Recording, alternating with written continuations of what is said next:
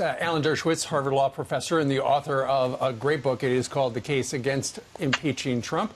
He joins us live from Martha's Vineyard. Professor, people are hearing this exchange that was recorded secretly by Mr. Cohen, and they're going, I don't know exactly what's going on.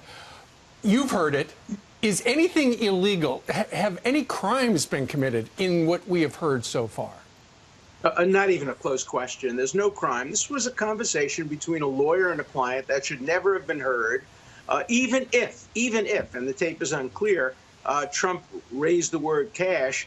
There was then a discussion, and the lawyer said, no, no, no. And President Trump said, no, we'll do it by check. Lawyers and clients have those conversations all the time. I've had conversations like that with clients. The end result is cash was not used, no payments were made.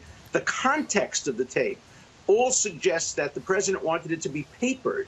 They wanted it to be a corporation, not just a payment. He wanted to make sure it was done right. He wanted to make sure it was done with records. And so I think the big picture is no crime. It sounds like Cohen is not as loyal to the president as he once was. It also suggests that this conversation never should have been heard by any of us. Right. And Cohen should not have recorded a conversation. You trust your lawyer to have a discreet conversation so that you can lay out all the possibilities and then decide what to do. The end result is no payments were made, no cash was given, and so this is a big deal about nothing. How does an attorney get away with this then? What happened to client-attorney privilege? Are you allowed to just tell everyone what your client told you in confidence? Isn't that illegal, or do you lose your license?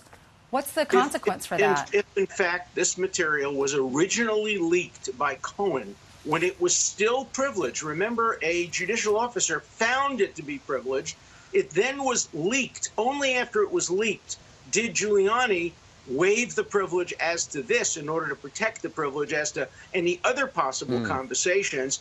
If Cohen is the source of the leak, he has a serious problem. But we don't know who the source of the leak is. Right. That's one of the things I think we have to get to the bottom of. Alan, are you? I was under the belief, and I think you were too last night, that Rudy Giuliani could have stopped it and didn't.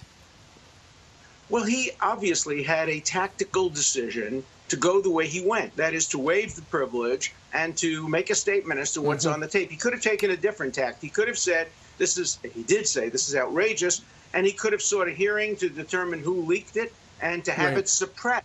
But he didn't take that tact because he believes that the tape is exculpatory and helps Trump. I think reasonable people could disagree about that, and we'll never know for sure what the words are until we have a forensic analysis. The other key thing is that the tape ends abruptly, which means that Cohen either erased what he didn't want anybody to hear afterward, or he cut it off abruptly because he didn't want anybody to hear it. A forensic expert can determine why it was cut off so abruptly and give us a better sense of what the words are from both sides. Well, here are the words. The president's legal team has just put out their transcript, and it reads like this. Michael Cohen says, and I spoke to Alan about it. When it comes time for the financing, which will be, and then Donald Trump says, wait a sec, what financing? And Michael Cohen says, well, I'll have to pay him something.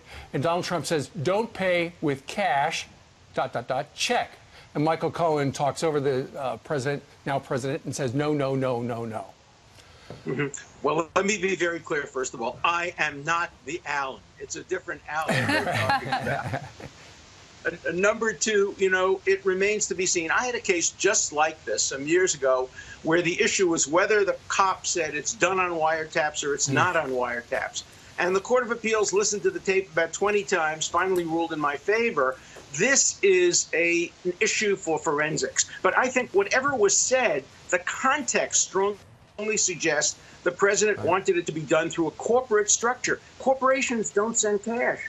Corporations send checks or wires. So the context supports the president's view, regardless of what the words themselves say. But in the end, this was a lawyer conversation, and in the end, the president decided to do it the way the lawyer wanted to do it, and it wasn't done at all. So there's no crime here. There's no impeachable offense here. And if you read my book, you'll see that you can't impeach a president just because you don't like a conversation he may have had with his lawyer. Right, and it's a candidate, Trump, and he's businessman Trump. Whatever you thought before, he isn't President Trump. Michael Avenatti came in and said, Mr. Davis is a good lawyer, but his client Cohen is not innocent, nor is he a victim. He's a co-conspirator, dishonest thug who continues to refuse to come clean and do the right thing. They are playing you and aiming for a pardon. Where is the rest of the evidence and tapes? The answer to that is Lanny Davis says more tapes to come. Real quick on Avenatti's comments. Well, you know, he is representing a client, and people will have to judge whether he is doing a good job or not. But you know, one has to know whether he was the source of the leak as well, because he claimed to have known that there were 12 tapes before that fact was known publicly. Right. So he had some questions to answer. Look, I don't want to get into a personal thing with Avenatti because he's not a central character in this. The central lawyers now are Rudy Giuliani and Lanny Davis, both excellent lawyers with long experience and long histories, and both of them have strategic decisions that they've made. Yep. And I'm not in a position yet to judge the strategic decisions because we don't know all the facts. So the first step is forensic analysis. The second is context. But I think it's clear no crimes were committed on this particular tape. And if you have Alan Dershowitz in your Secret Santa, don't get him a plaque. He's got plenty. Look behind him. All right. Oh, my goodness. How many awards do you have? That's great. Alan, thank you very much for joining us.